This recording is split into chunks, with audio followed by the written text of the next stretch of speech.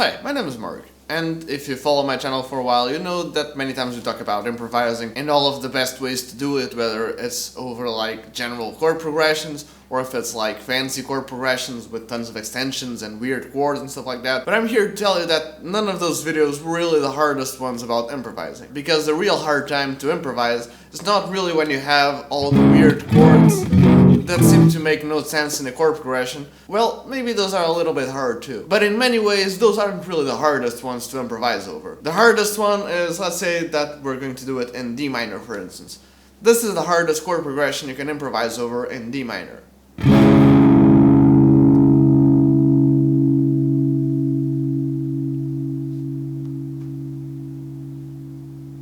Yep. And now you might be thinking, oh, but why is that hard? I mean, you just played one chord, how is that hard at all? You just need to play over D minor and whatever. And yes, it's not like you're completely wrong, but give me a chance. You may start to think differently about this. But before I get to the explaining part, I just want to mention, if you can, please subscribe to my channel. As you're probably aware, YouTube acts a little bit weird. Even if you subscribe to a channel, those channels' videos may really not show up in our subscription box. And even if you ring the little notification bell thingy below, you still really will not be notified of that channel's content. And even if you don't subscribe and think, oh, I'll just see these videos on my recommended section, well, maybe you will, maybe you won't. I mean, the YouTube algorithm prefers to share videos that leave you watching more videos on the platform, and guitar lessons aren't really some of those videos, so it's not really like my videos are going to constantly show up in your recommended section. So if you can, please not only subscribe and turn on all the notifications, but if you can, follow me on social media. Again, don't know, I post some exclusive stuff there, like improvised solos and jamming for backing tracks, and generally wherever I'm up to at the moment, but I always post about my videos. Links for usual suspects will be below, but in general at Mark Guitar. And since you're around, please consider leaving a like and share this video on social media. I'd highly appreciate it. But getting to the video itself, again, some of you will probably be thinking, oh, that's stupid. Playing over one chord is not hard at all. If you have just a D minor chord, if you play anything related to D minor, like if you play D minor pentatonic,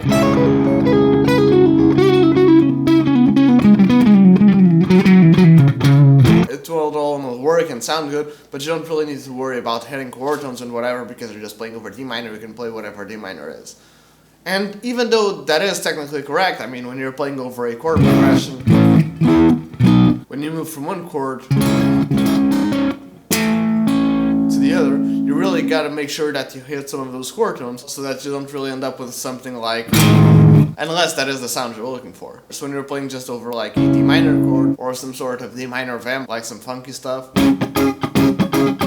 it seems like you don't really need to worry about it, because when you play like a D minor arpeggio, or maybe when you play something like your D minor pentatonic, all of those notes will work well against that D minor chord. Even though all of those things do work, well, it gets a little bit boring. And it's not like it gets a little bit boring just because you're playing over one chord. It's not in any way like, oh, it's only one chord, so it's less sophisticated or something. It's more like when you have a chord progression, those chords sort of tell a story. When you go from one chord to the other, there are these slight movements between chords that give our ears this sort of melodic and in a way harmonic information. Like when you go from D minor to B flat major, basically what's happening there is that you start with D minor, and you raise the fifth of that chord, that A, to a B flat, and it now becomes a B flat major chord. And if you look at it just like that, it may not seem like much. But when you do a solo and you play some other notes other than just going, it's sort of like you start to add some counter melodies to it, and you get a much more richer harmony. It's sort of like in classical music when you have all of those counterpoints, like one melody goes up and the other melody goes down, or when you have like an orchestra playing. I mean, sure, sometimes there are some doublings in there, but most of the time they're playing different stuff to add to the piece and enrich the piece much more. So when you're playing over just one chord, anything you play over that chord, even though it can enrich it somehow depending on how you're playing, it really doesn't have the same effect as playing over a chord progression, especially like a particularly rich chord progression. Like let's take that chord progression we had before of D minor, B flat, F, and then C. If you start to get crazy with those chords,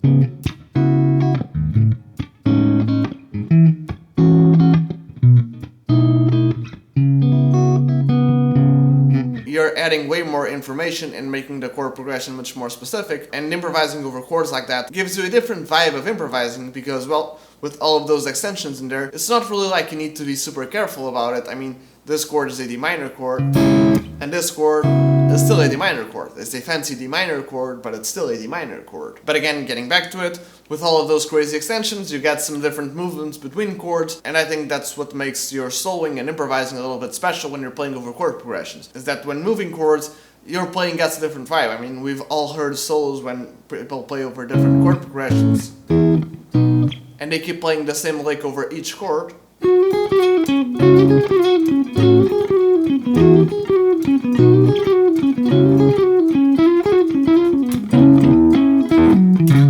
And even though it sounds better over some chords than the others, it's that tension and release that sort of makes your solo sound cool, I guess. Some chords are a little bit more tense than others. For instance, if I just land on this chord,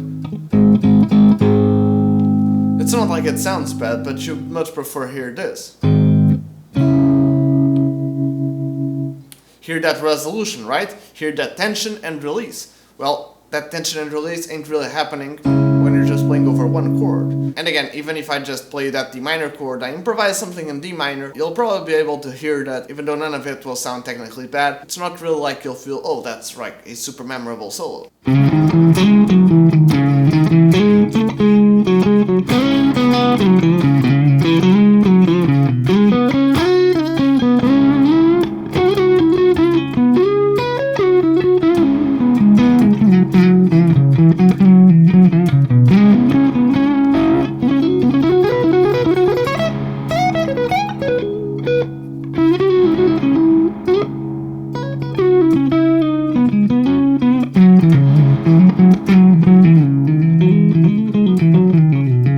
That was all in D minor, and there were some cool licks in there, but it's not really like you thought, oh, that solo was crazy, like, greatest solo ever, 11 out of 10. And it's not just because I'm not gut freak oven, but when you're trying to play or improvise over something that's just one chord, when you have just one texture, it's not like it makes your job harder, it just makes your job different. Because like I mentioned before, when you're improvising or playing a solo, you're adding information to something that's already there. Like, think about it like this. If you're trying to paint something, like if you're trying to paint like a portrait of somebody, the focus of that portrait must be whoever you're portraiting, right? If you're painting my portrait, well, I would like the portrait to look like me. I wouldn't necessarily care about the background, or I wouldn't necessarily care about what sort of paint you're using or anything like it. If it's my portrait, I just want it to look like me, right? And that's sort of what happens when you're playing over a chord progression. When you're improvising, you want to outline those chords. You want to make sure that the listener can perceive those chords when you're soloing. But if you're playing over just that one chord, using the painting/drawing analogy again, it's like if you told somebody, oh, look at the sky, it's blue, right?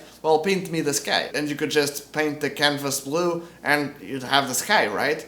That's sort of what happens when you play over that one chord. That D minor can be the sky, the color blue. So when you're playing over that D minor chord and you're playing like, I don't know, some pentatonic stuff, what you're doing there is, well, yes, you already have a blue canvas, you're already painting the sky, you're just adding different shades of blue. And it's not like there's anything wrong with that at all. If that's the sort of direction you want to go to, well, sure, do it, but here's the thing. If you just paint using the color blue, it can get a little bit boring. And even though there are tons of shades of blue you can use, that pentatonic scale of yours would be a shade of blue, maybe using the melodic minor scale.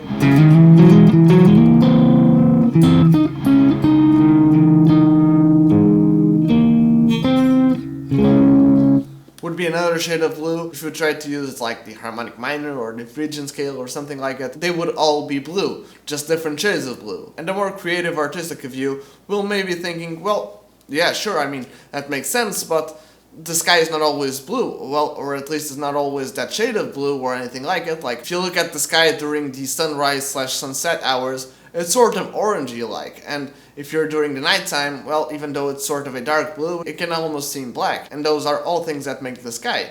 Well, not only that, but if you look at the sky, it's not like it's all bright blue all the time. Depending on the weather, sometimes you have clouds, and even those clouds that are part of the sky can be more or less dark. It depends on how much rain they've gotten there, and I could keep going on and on about that sort of analogy, but that sort of mindset is the mindset I would like you to focus on.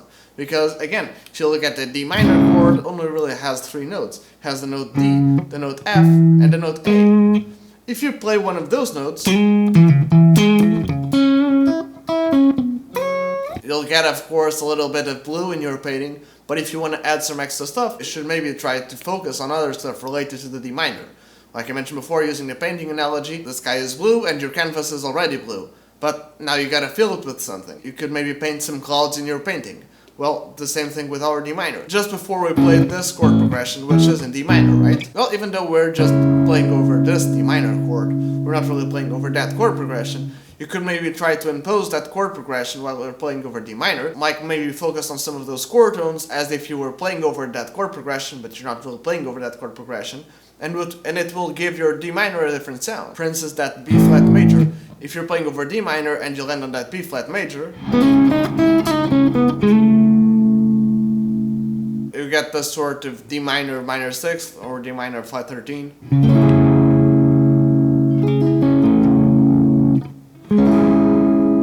And that's a different flavor from your regular D minor chord. So if you think of the clouds in the sky and you think of that minor 6th sound or that B flat major sound over that D minor sound, it's not like you gotta play over D minor chord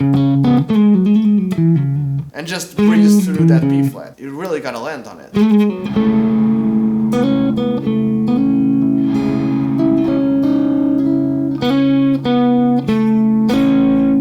And again, that may or may not be the sound you're looking for. I'm not necessarily saying that you need to go for that B flat. It's just something that I usually do, but you can go for all types of sounds. You can go from like D minor to maybe A flat major, like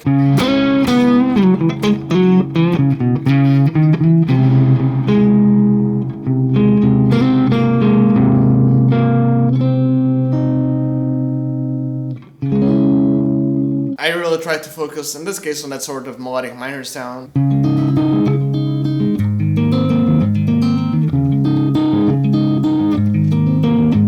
But I could focus more on the harmonic sound, minor sound, for instance, and focus more on that flat 9th of A. And again, if you want to learn more about chords with the minor 9th, I did a video about it a couple of weeks ago, which you can check out. But again, this is not really time for self-promotion. Well, even though it kind of always is. Or again, you don't really need to think about maybe superimposing chords over that just one chord. Maybe you can try to implement certain sounds. Like if you're a big fan of the Dorian scale,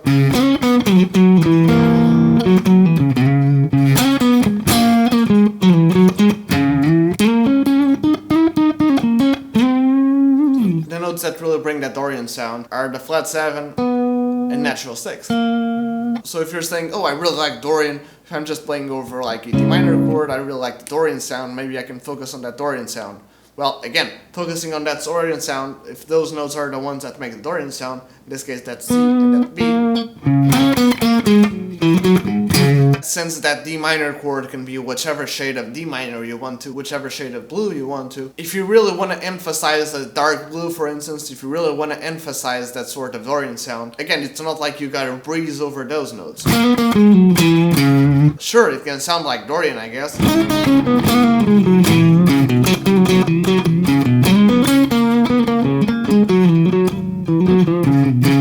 But you really gotta land on those notes. You really gotta make the audience feel like, oh, that's Dorian. Again, they probably won't feel like it's Dorian, but you will.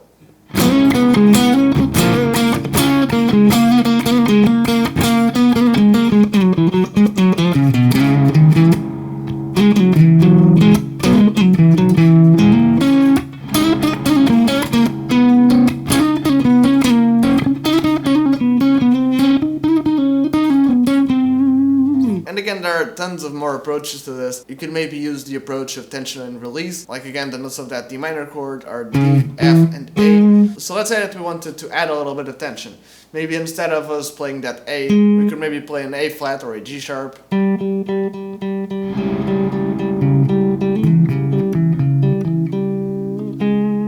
So that when we actually resolve to that A, it's sort of like we're resolving a lot of tension. Again, the same thing happens when you try to focus on maybe some of those Dorian sounds or Phrygian sounds or something like it. But in this case, you're focusing much more on those sorts of textures. And again, it's not really like it's something that doesn't happen when you're playing over like chord progressions and stuff like that. But that's mainly the reason why I think playing over these sorts of things is much harder than playing over a chord progression.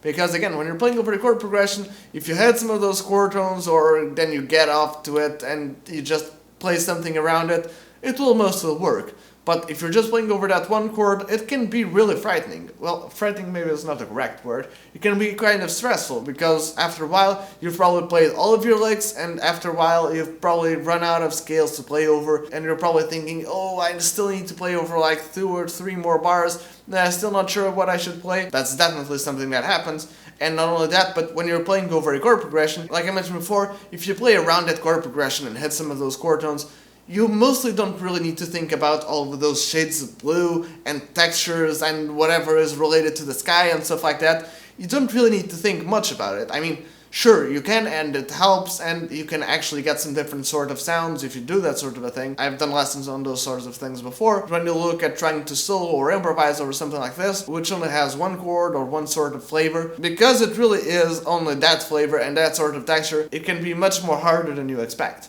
And that's what this lesson was all about. Again, I could talk about this for hours, but because this was sort of a different sort of lesson, and it really depends on you practicing this a lot, and it, again, like I mentioned before, it's not like I couldn't teach you like a specific lick for you to play over a one chord vamp, but in my opinion, it is, well, in general, something that it's you that needs to practice this. You are the one who needs to say, okay, I'm playing over that one D minor chord. What sort of flavor of D minor do I want to play in there? What sort of stuff do I want to do? Do I want to go bluesy and just go pentatonic all out if I feel like it? Or do I want to make it a little bit more interesting? If you want to make it more interesting, what sort of flavor should I go? Should I go for something more spicy and maybe use the melodic minor or some fridge and stuff? Or do I want to go more basic and maybe just use like the natural minor, like the Aeolian or the Dorian? That's something that you gotta be the one to decide.